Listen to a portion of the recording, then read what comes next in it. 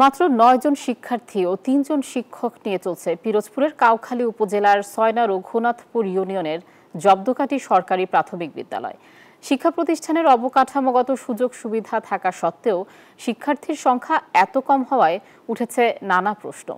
বিদ্যালয়টি অন্য বিদ্যালয়ের সাথে সমন্বয়ের চেষ্টা চলছে বলে জানিয়েছেন উপজেলা শিক্ষা কর্মকর্তা। গোলাম মোস্তফার তথ্যচিত্রে ডেস্ক রিপোর্ট।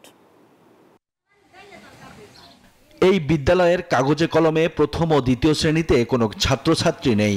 প্রাথমিকে ৩ জন, তৃতীয় শ্রেণীতে 2 জন, চতুর্থ শ্রেণীতে 1 জন এবং পঞ্চম শ্রেণীতে 3 জন সহ মোট শিক্ষার্থী সংখ্যা 9। বলছি পিরোজপুরের কাউখালী উপজেলার 6 নং জব্দকাঠি সরকারি প্রাথমিক বিদ্যালয়ের কথা।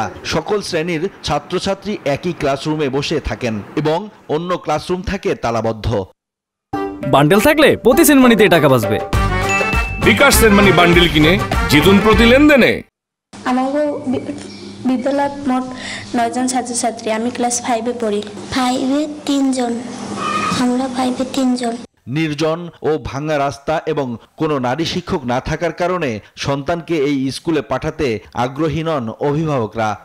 পাশে কোনো দোকানপাট নাই, মানুষজন নাই, ভয় পায় ছেলেমেয়েরা। রাস্তায় মানুষজন কম, ওরা ভয় পায়, এই কারণে আমরা স্কুলে দিতে পারতেছি না। শিশু জন্মহার, যোগাযোগ ব্যবস্থা এবং কাছাকাছি অন্য বিদ্যালয় থাকার কারণে ছাত্রছাত্রী সংকট বলে জানান বিদ্যালয়ের ভারপ্রাপ্ত প্রধান শিক্ষক।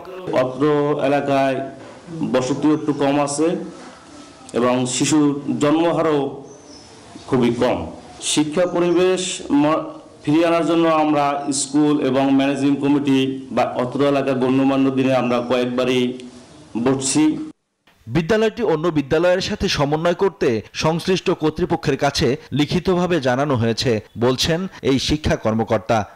6 নং জব্দকাঠি সরকারি প্রাথমিক বিদ্যালয়টি পার্শ্ববর্তী বিদ্যালয় 12 নম্বর রুন্দাহাটি সরকারি প্রাথমিক বিদ্যালয়ের সাথে সমন্বয়ের জন্য আমরা যথাযথ চুক্তিপত্রের মাধ্যমে চিঠিও প্রেরণ করেছি। 1942 সালে প্রতিষ্ঠিত বিদ্যালয়টি শেষ পুনর্নির্মাণ করা হয় 2018 থেকে 19 সালে। Shoaib Shamim, desk report, news 24।